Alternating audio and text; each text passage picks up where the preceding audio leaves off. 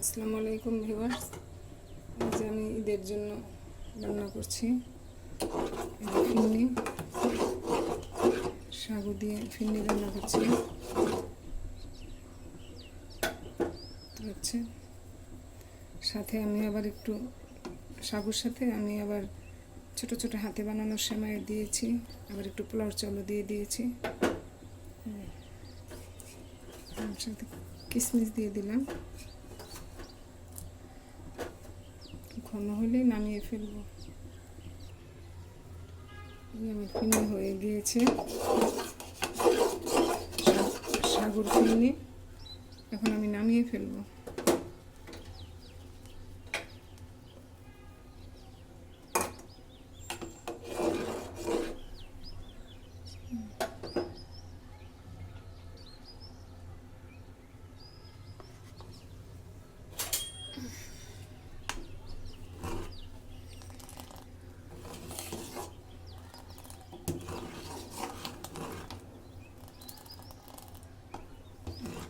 দিয়েছি, বেশি ঘন করলে একবার ঘন হয়ে যাবে, আর ঘন করবো না। আল্লাহ হাফিজ।